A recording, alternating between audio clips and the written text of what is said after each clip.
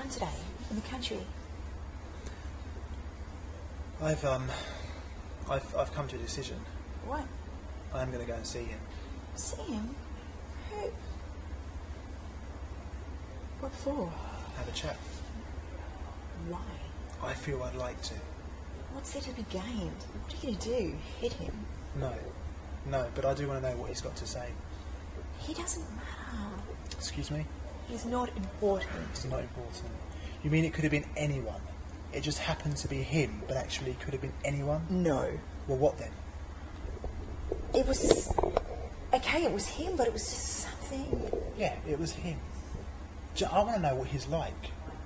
It will be instructive, educational. Well, I just don't see what there is to be gained. I want to know if he's changed. Since when? You don't know him. I mean, you don't know anything about him. You certainly don't know where he lives. Oh my God, when did you see him? We had dinner together last night. What? Yeah, splendid host. Oh, I don't believe it. Have you ever been to his place? It's rather nice. You ever been? I met him in Leeds. That's all. That's all. Okay. Tell you what, we need to go round there one night after work. The grub's good, I can't deny that. I found him quite charming. He remembered the occasion well. Oh, did he? Yeah, perfectly frank, a man's man, straight from the shoulder. He actually, entirely confirmed your story. Oh, did he? Only thing is, he rather implied that you led him on. That's a lie. Well, you know what I mean. I did remind him how you resisted, how you hated the whole thing, and what was it, how you'd been hypnotised? It happens sometimes. He admits it happens sometimes. So he told me he'd been hypnotised by a cat. In fact, he was most amusing over the brandy. Oh, was he? He was most amusing over the whole thing. Really? But mostly over the brandy. We've got the same interests. He's got the right attitude. What is his attitude? What's your attitude? Well, I hope you'd understand. I don't know. I just hope... Well, I do. But only after meeting him. Now I'm perfectly happy. I can see both sides. Good morning, my name is Giselle and this is Jamie and we're going to be reading the news for you today. So what have you got for us today, Jamie? Giselle, I have the weather. The weather. Hurricane Katia. You heard of it? I have. You expecting it? No. Are you ready for it? No.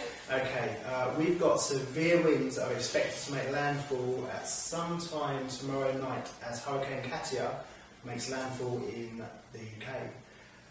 The storm formed in the mid-Atlantic and changed course unexpectedly from the Caribbean to the UK.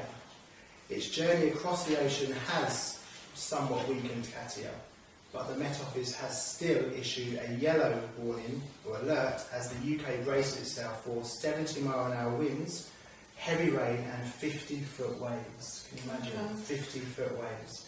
It is predicted the stormy conditions will cause significant disruption for commuters on Monday morning.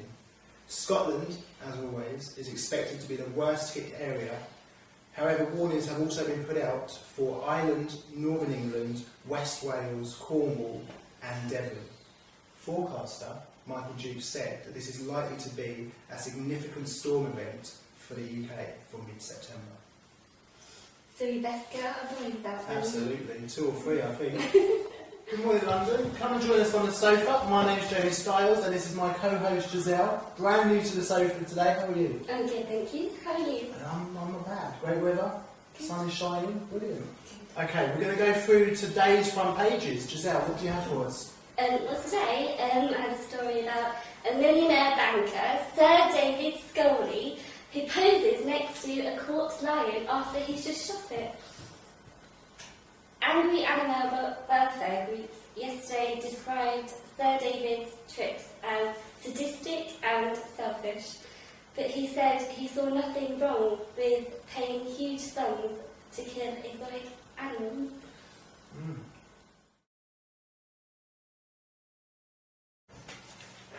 Yeah, it's great. And can I put you down for next week? Okay, thanks. Hang on. Come in. I'll have to call you back.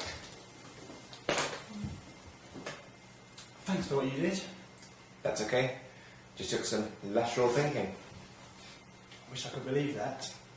What do you mean? Well, I just can't work out how you did it. There's no way you could have got to the station, checked the left luggage, and back again in half an hour. I was lucky with the traffic.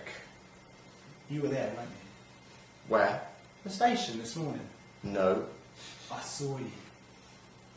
But at the same time, I knew you were here also. Strange, isn't it? You get to know someone, you like them, you trust them. I can't tell you what you want to know. Why not? Because I haven't told anyone. Haven't told anyone what? You wouldn't believe me.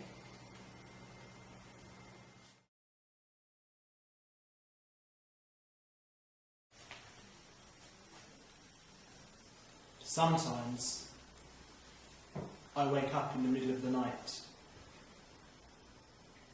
and I feel so alone, empty,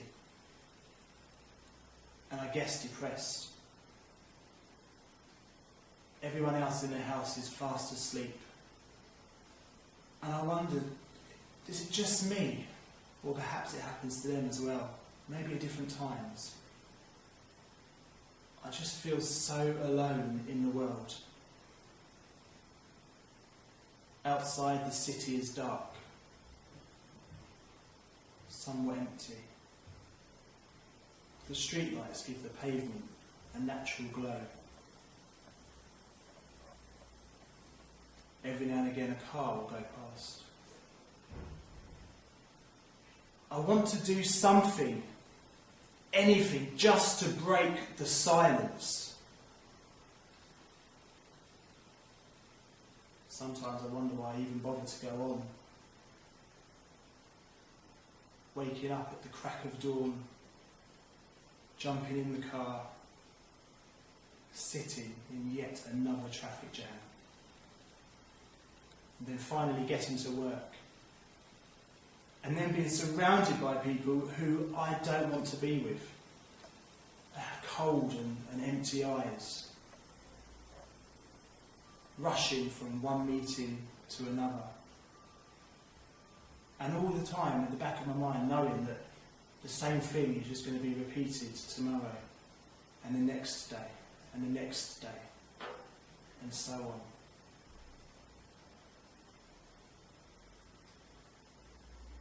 I want to know if there's anyone out there, anyone at all, who has this feeling, being awake but just being totally alone. And my question, the question, am I alone? Is it just me?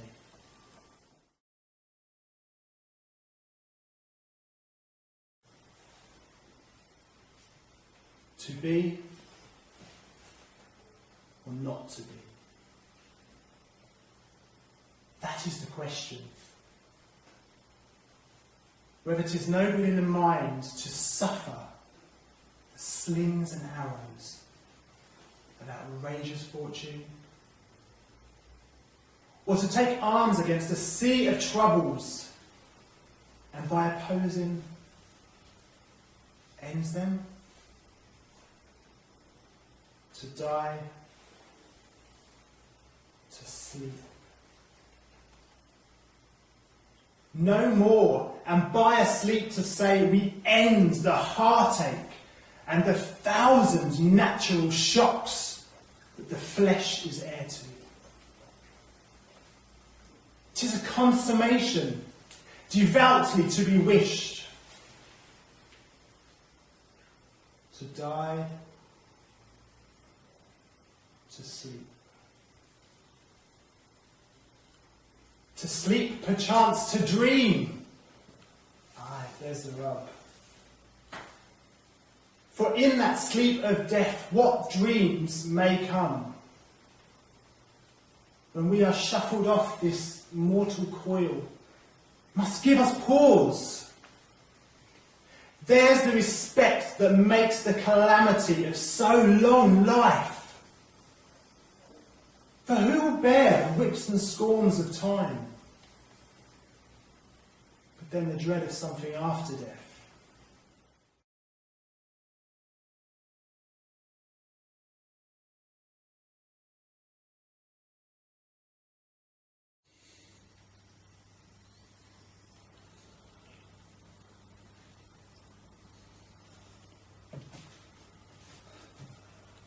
I hope you haven't been waiting long, Imogen.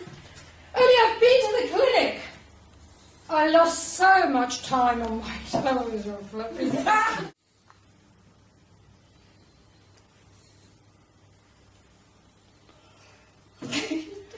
sorry.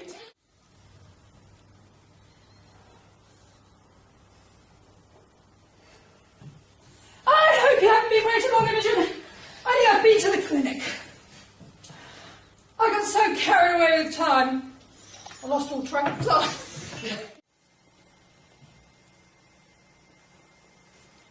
Are you okay? Yeah. Sure, I'm fine. Shit, I forgot my line completely, I'm sorry. It's alright. Good morning, everybody. My name is Giselle, and this is Jamie, and we're going to be reading the news today.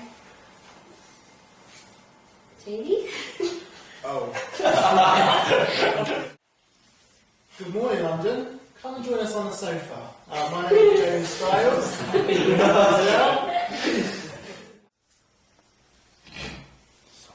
Cut. Okay, good morning everybody.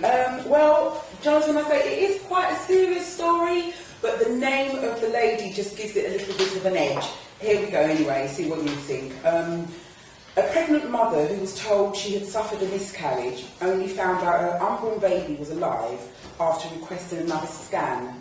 Chelsea Muff was left shocked and upset after needing... Now, come on, it's a family show.